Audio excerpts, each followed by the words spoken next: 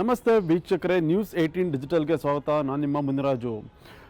Silicon city ಬೆಂಗಳೂರಿಗೆ ಮತ್ತೊಂದು ಗರಿಮೆ ಸಿಕ್ಕಿದೆ. ಅಂತಾರಾಷ್ಟ್ರೀಯ ಮಟ್ಟದಲ್ಲಿ ಈ ಒಂದು ಹೆಸರು ಪಡ್ಕೊಂಡಿರೋದು ಅದು ಬೆಂಗಳೂರಿನ ಟ್ರಾಫಿಕ್ ವಿಚಾರವಾಗಿ.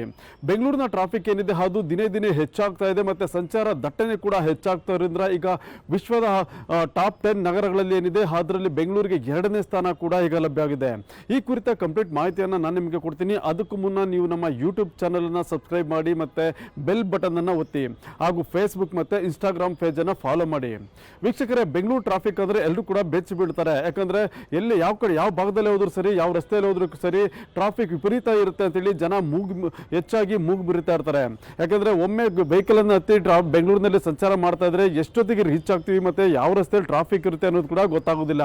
ಅಷ್ಟು ದೊಡ್ಡ ಮಟ್ಟದಲ್ಲಿ ಬೆಂಗಳೂರಿನ ಟ್ರಾಫಿಕ್ ಕೂಡ ಇರೋದು ಮತ್ತು ಅದರಿಂದ ಜನ ಕೂಡ ನಿತ್ಯ ಹೈರಾಣಾಗ್ತಿರೋದು ಕೂಡ ನಾವು ಪ್ರತಿನಿತ್ಯ ಕೇಳ್ತಾ ಇರ್ತೀವಿ. ಅದೇ ರೀತಿಯಾಗಿ ಈಗ ಬೆಂಗಳೂರಿನ ಟ್ರಾಫಿಕ್ ಕೂಡ ಈಗ ವಿಶ್ವ ಮಟ್ಟದಲ್ಲಿ ಹೆಸರನ್ನು ಪಡ್ಕೊಳ್ತಾ ಇದೆ.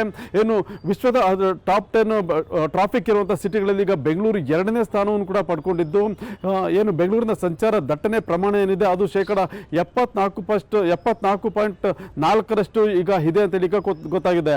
ಅಂದರೆ 2025ನೇ ವರ್ಷದಲ್ಲಿ ಬೆಂಗಳೂರಿನ ಸಂಚಾರ ದಟ್ಟಣೆ ಪ್ರಮಾಣ 74.4%ಇದ್ರೆ 2024ರಲ್ಲಿ ಅದು 72.7%ಇತ್ತು. ಅಂದರೆ ಕಳೆದ ಒಂದು ವರ್ಷದ ಅವಧಿಯಲ್ಲಿ 1.7% ಸಂಚಾರ ದಟ್ಟಣೆ ಪ್ರಮಾಣ ಹೆಚ್ಚಾಗಿರೋದು ಕೂಡ ಈಗ ಕಂಡು ಬರ್ತಾ ಇದೆ. ಏನು ಈ ಒಂದು ಅಂಕಿ ಅಂಶಗಳನ್ನು ಕೊಟ್ಟಿರುವುದು ನೆದರ್ಲ್ಯಾಂಡ್ಸ್ ಮೂಲದ ಒಂದು ಟಾಮ್ ಎಂಬ ಒಂದು ಸಂಸ್ಥೆ ಏನಿದೆ, ಇವರು ನಡೆಸಿರುವಂತಹ ಒಂದು ಟ್ರಾಫಿಕ್ ಸೂಚ್ಯಂಕದಲ್ಲಿ ಇದನ್ನು ಉಲ್ಲೇಖ ಕೂಡ ಮಾಡಿದ್ದಾರೆ. ಸದ್ಯ ಇದ್ರ ಬಗ್ಗೆ ಈಗ ಟ್ರಾಫಿಕ್ ಪೊಲೀಸರು ಕೂಡ ಇದನ್ನು ಪರಿಶೀಲನೆ ಮಾಡ್ತಾ ಇದ್ದಾರೆ. ಯಾವ ರೀತಿ ಹೆಚ್ಚಾಗ್ತಿದೆ ಮತ್ತು ಯಾವ ಮಾನದಂಡದ ಆಧಾರದ ಮೇಲೆ ಇದನ್ನು ಇವರು ಸರ್ವೆ ಮಾಡಿದ್ದಾರೆ ಅನ್ನೋದ್ರ ಬಗ್ಗೆ ಕೂಡ ಈಗ ಮಾಹಿತಿಯನ್ನು ಕಲೆ ಹಾಕುವಂಥ ಕೆಲಸವನ್ನ ಈಗ ಮಾಡ್ತಾ ಇದ್ದಾರೆ.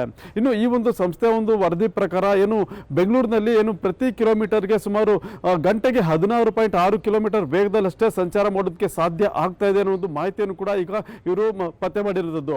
ಯಾಕಂದ್ರೆ ಸಂಚಾರ ದಟ್ಟಣೆ ಹೆಚ್ಚಾಗಿರೋದ್ರಿಂದ ನಗರದಲ್ಲಿ ವೆಹಿಕಲ್ ಸ್ಪೀಡ್ ತುಂಬಾ ಕಡಿಮೆ ಆಗ್ತಾ ಇದೆ. ಏನು ವರ್ಷದಿಂದ ವರ್ಷಕ್ಕೆ ಈ ಒಂದು ಸ್ಪೀಡ್ ಗಂಟೆಗೆ ಎಷ್ಟು ಕಿಲೋಮೀಟರ್ ವೇಗ ಏನಿದೆ ಅದು ತುಂಬಾ ಕಡಿಮೆ ಆಗ್ತಾ ಇರೋದು. 2025ರಲ್ಲಿ ಇದು 16.6 ಕಿಲೋಮೀಟರ್ಗೆ ಇಳಿಕೆ ಆಗಿದೆ ಅಂತೇಳಿ ಕೂಡ ಅವರು ಉಲ್ಲೇಖ ಮಾಡಿದ್ದಾರೆ. ಇನ್ನು ನಗರದಲ್ಲಿ ಪ್ರತಿ ಅಂದ್ರೆ 15 ನಿಮಿಷದಲ್ಲಿ ಸುಮಾರು 4.6 ಕಿಲೋಮೀಟರ್ ಅಷ್ಟೇ ವೇಗವಾಗಿ ಸಂಚರಿಸೋದಕ್ಕೆ ಸಾಧ್ಯ ಆಗ್ತಾ ಇದೆ ಅಂತ ಹೇಳಿ ಈ ಒಂದು ವರದಿಯಲ್ಲಿ ಕೂಡ ಉಲ್ಲೇಖ ಆಗ್ತಾ ಇರೋದು. ಅಂದ್ರೆ ಯಾವುದೇ ವೆಹಿಕಲ್ ಇರಲಿ, ಒಂದು ಸ್ಥಳದಿಂದ ಮತ್ತೊಂದು ಸ್ಥಳಕ್ಕೆ ಹೋಗ್ಬೇಕಾದ್ರೆ 15 ನಿಮಿಷದಲ್ಲಿ ಕೇವಲ 4.6 ಕಿಲೋಮೀಟರ್ ಅಷ್ಟೇ ಸಂಚಾರ ಮಾಡೋದಕ್ಕೆ ಸಾಧ್ಯ ಆಗ್ತಾ ಇದೆ ಅಂತ ಹೇಳಿ ಈ ಒಂದು ವರದಿಯಲ್ಲಿ ಉಲ್ಲೇಖ ಮಾಡಿದ್ದಾರೆ. ಮತ್ತೆ ಇದರಿಂದ ತಿಳಿದು ಬರ್ತಾ ಇದೆ. ಮತ್ತೆ ಇನ್ನು ಏನು ಸುಮಾರು 8ರಿಂದ 10 ಕಿಲೋಮೀಟರ್ ಕಿಲೋಮೀಟರ್ ವ್ಯಾಪ್ತಿಯನ್ನು ನಾವು ಚಲಿಸಬೇಕಾದ್ರೆ 36 ನಿಮಿಷ ಸಮಯ ಬೇಕಾಗುತ್ತೆ ಅನ್ನೋ ಒಂದು ವಿಚಾರ ಕೂಡ ಇದರಿಂದ ಬೆಳಕಿಗೆ ಬರ್ತಾ ಇದೆ. ಅಷ್ಟು ದೊಡ್ಡ ಪ್ರಮಾಣದಲ್ಲಿ ನಗರದಲ್ಲಿ ಸಂಚಾರ ದಟ್ಟಣೆ ಹೆಚ್ಚಾಗ್ತಾ ಇದೆ. ಏನು ಅದು CBD ಜಂಕ್ಷನ್ ಇರ್ಬೋದು, ಮತ್ತೆ ITBT ಏರಿಯಾ ಇರ್ಬೋದು, ಮತ್ತೆ ಬೇರೆ ಬೇರೆ ಏನು ನಗರದ ಬೇರೆ ಬೇರೆ ಭಾಗಗಳೇನಿದೆ, ಈ ಒಂದು ಭಾಗಗಳಲ್ಲಿ ಕೂಡ ಕೆಲವು ಪ್ರಮುಖ ಜಂಕ್ಷನ್ ಮತ್ತೆ ರಸ್ತೆಗಳಲ್ಲಿ ಹೆಚ್ಚಿನ ಸಂಚಾರ ದಟ್ಟಣೆ ಇದೆ. ಬೆಳಗಿನ ಅವಧಿ ಮತ್ತೆ ಸಂಜೆ ಅವಧಿಯಲ್ಲಿ ವಿಪರೀತ ಸಂಚಾರ ದಟ್ಟಣೆಗಳು ಕೂಡ ಹೆಚ್ಚಾಗ್ತಾ ಇರೋದು. ಈ ಒಂದು ಅವಧಿಯಲ್ಲಿ ಸಂಚಾರ ದಟ್ಟಣೆಯ ಪ್ರಮಾಣ ಶೇಕಡ 100ಕ್ಕಿಂತ ಹೆಚ್ಚು ಅಂತೇಳಿ ಕೂಡ ಈಗ ಗೊತ್ತಾಗಿದೆ. ಆದ್ರಿಂದ ಈಗ ಈ ಎಲ್ಲಾ ಸಂಚಾರ ದಟ್ಟಣೆಗೆ ಸಂಬಂಧಪಟ್ಟಂತೆ ಕೆಲವು ಏನು ಈ ಒಂದು ಸರ್ವೆಯಿಂದ ಗೊತ್ತಾಗಿದೆ. ಮತ್ತೆ ಇದಕ್ಕೆ ಈಗ ಪೂರಕವಾಗಿ ಏನು ಟ್ರಾಫಿಕ್ ಪೊಲೀಸರು ಇರ್ಬೋದು ಮತ್ತೆ ಬೆಂಗಳೂರು ಪೊಲೀಸರು ಕೂಡ ಇದಕ್ಕೆ ಯಾವ ರೀತಿಯ ಒಂದು ಸಮರ್ಥನೆ ಕೊಡ್ತಾ ಇದ್ದಾರೆ ಒಂದು ವಿಚಾರ ಕೂಡ ಈಗ ಗೊತ್ತಾಗಿದೆ. ಏನು ಈ ಒಂದು ಟ್ರಾಫಿಕ್ ಏನು ಟಾಮ್ ಮಾಡಿಸಿರುವಂತಹ ಈ ಒಂದು ಸರ್ವೆ ಏನಿದೆ, ಇದಕ್ಕೆ ಪೂರಕವಾಗಿ ಏನು ಕೆಲವು ಅಂಶಗಳನ್ನ ಈಗ ಪರಿಶೀಲನೆ ಮಾಡುವಂತ ಕೆಲಸ ಕೂಡ ಟ್ರಾಫಿಕ್ ಪೊಲೀಸರು ಮತ್ತೆ ಏನು ನಗರ ಪೊಲೀಸರು ಕೂಡ ಮಾಡ್ತಾ ಇದ್ದಾರೆ. ಮತ್ತೆ ಇದಕ್ಕೆ ಸಮರ್ಥನೆ ಮಾಡಿಕೊಳ್ಳೋ ರೀತಿಯಲ್ಲಿ ಕೂಡ ಈಗ ಕಮಿಷನರ್ ಪ್ರತಿಕ್ರಿಯೆಯನ್ನು ಕೂಡ ಕೊಟ್ಟಿದ್ದು, ಏನು ಬೆಂಗಳೂರು ನಗರದಲ್ಲಿ ಜನಸಂಖ್ಯೆ ಹೆಚ್ಚಾಗ್ತಾ ಇದೆ ಮತ್ತೆ ವಾಹನಗಳ ಸಂಖ್ಯೆ ಕೂಡ ದಿನೇ ದಿನೇ ಹೆಚ್ಚಾಗ್ತಾ ಇದೆ. ಆದ್ರಿಂದ ಏನು ಈ ಒಂದು ಸಂಚಾರ ದಟ್ಟಣೆ ಕೂಡ ನಗರದಲ್ಲಿ ಹೆಚ್ಚಾಗ್ತಿರೋದು ಕೂಡ ಕಂಡು ಬರ್ತಾ ಇದೆ. ಮತ್ತೆ ಅದೇ ರೀತಿಯಾಗಿ ನಗರದಲ್ಲಿ ಬೇರೆ ಬೇರೆ ಕಾಮಗಾರಿಗಳು ಕೂಡ ನಿತ್ಯ ನಡೀತಾ ಇದ್ದಾವೆ. ಮೆಟ್ರೋ ಕಾಮಗಾರಿ ಕೂಡ ನಡೀತಾ ಇದೆ. ಇದರಿಂದ ವಾಹನ ದಟ್ಟಣೆ ಮತ್ತೆ ಸಂಚಾರದಲ್ಲಿ ಏನು ಸ್ವಲ್ಪ ಸಮಸ್ಯೆ ಇರುವಂತದ್ದು ಕೂಡ ಗೊತ್ತಾಗುತ್ತೆ. ಅದರಿಂದ ಈ ಎಲ್ಲ ಒಂದು ವಿಚಾರಗಳಿಂದ ನಗರದಲ್ಲಿ ಸಂಚಾರ ದಟ್ಟಣೆ ಕೂಡ ಹೆಚ್ಚಾಗೋದ್ರಲ್ಲಿ ಕಾರಣಗಳಿದೆ ಅನ್ನೋ ಒಂದು ಮಾಹಿತಿಯನ್ನು ಕೂಡ ಅವರು ಹೇಳ್ತಾ ಇರೋದು. ಅಲ್ಲ, ಇದರಲ್ಲಿ ಆಲ್ರೆಡಿ ಜನಸಂಖ್ಯೆ ಮತ್ತು ವೆಹಿಕಲ್ ಪಾಪ್ಯುಲೇಷನ್ ಆಧಾರದ ಮೇಲೆ ಸಾಕಷ್ಟು ವೆಹಿಕಲ್ ಆಲ್ರೆಡಿ ಇದೆ ಬೆಂಗಳೂರು ಸಿಟಿಯಲ್ಲಿ.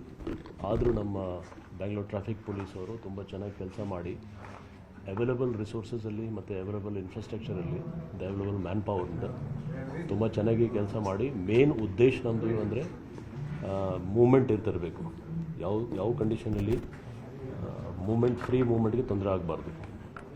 ಆ ನಿಟ್ಟಿನಲ್ಲಿ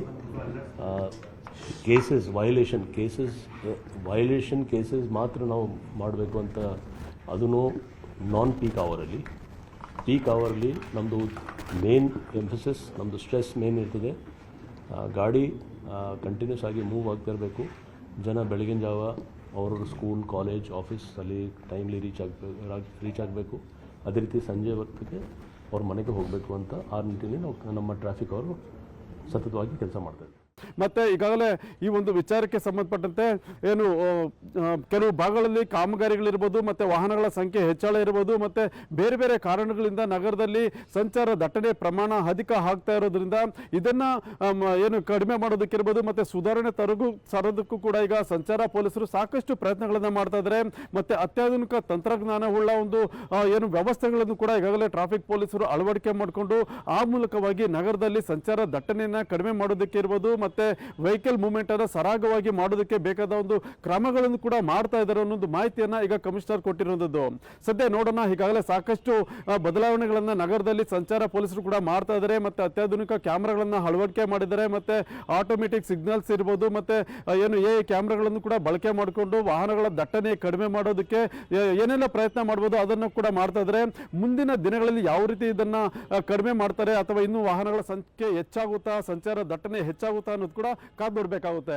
ಕ್ಯಾಮರಾ ಪರ್ಸನ್ ಶ್ರೀನಿವಾಸ್ ಜೊತೆ ಮುನಿರಾಜು, ನ್ಯೂಸ್ 18 ಬೆಂಗಳೂರು. ನಿರ್ಭೀತ, ನಿಷ್ಪಕ್ಷಪಾತ, ವಿಶ್ವಾಸಾರ್ಹ ಸುದ್ದಿಗಳಿಗೆ ಮತ್ತೊಂದು ಹೆಸರಾಗಿರೋ ನ್ಯೂಸ್ 18 ಕನ್ನಡ ಈಗ ಆಪ್ನಲ್ಲೂ ಲಭ್ಯ ಇದೆ. ದಯವಿಟ್ಟು ಇಲ್ಲಿರೋ QR ಕೋಡ್ ಅನ್ನ ಸ್ಕ್ಯಾನ್ ಮಾಡಿಕೊಂಡು ಆಪ್ ಡೌನ್ಲೋಡ್ ಮಾಡೋದಕ್ಕೆ ಮರಿಬೇಡಿ. ನಿಮ್ಮ ಬೆಂಬಲ ಹೀಗೆ ಸದಾ ನಮ್ಮೊಂದಿಗಿರಲಿ. ಧನ್ಯವಾದ.